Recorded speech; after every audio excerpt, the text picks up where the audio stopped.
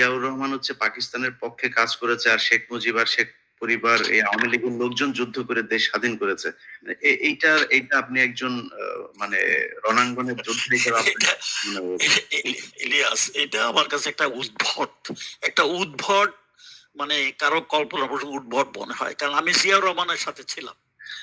আমি দেখেছি জিয়াউর রহমান কিরকম একটা নিবেদিত লোক ছিল। তারপর তার আগে জিয়াউর রহমান যে স্বাধীনতার ডাক দিয়েছেন ওটা পাকিস্তানে থাকতে আমি শুনেছি, কিন্তু আসার পরে এইসব নিয়ে আমরা কোনো আলাপ আলোচনা করি। বাট আই নিউ যে মানে জিয়াউর রহমান কি ছিলেন। আর জিয়াউর রহমান আর একটা জিনিস হলো, ওনাকে আমি পিএমএ থেকে দেখেছি। আমি যখন ক্যাডেট ছিলাম হি ওয়াজ এন ইনস্ট্রাক্টর। আমার সরাসরি ইনস্ট্রাক্টর ছিলেন না, কিন্তু অন্য অন্য মানে গ্রুপের ইনস্ট্রাক্টর ছিল, বা দেখা সাক্ষাৎ মাঝে মধ্যে হতো এই আর কি। কিন্তু সরাসরি ওনাকে হতো, কিন্তু ওনার গলার আওয়াজ মানে দৃঢ়, ওটা আমি চিনতে পারি। এই জন্যই যখন উনি কথা বলতেছিলেন পরিচিত আওয়াজ শুনে আমি ওই মাসিমপুর ক্যাম্পে দেখতে গেছি, কারণ ওনার আওয়াজ চিনতাম, তখন থেকে ওনাকে জানি।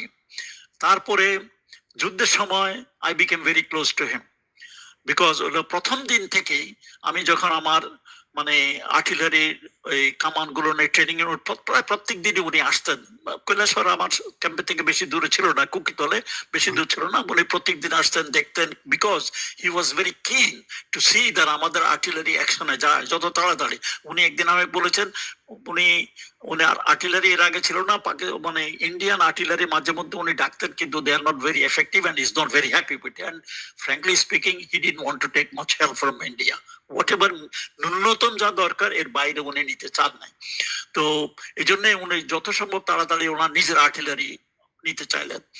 তো এই ক্ষেত্রে জিয়াউর রহমানকে আমি যুদ্ধের সময় দেখেছি। Okay sir. কেউ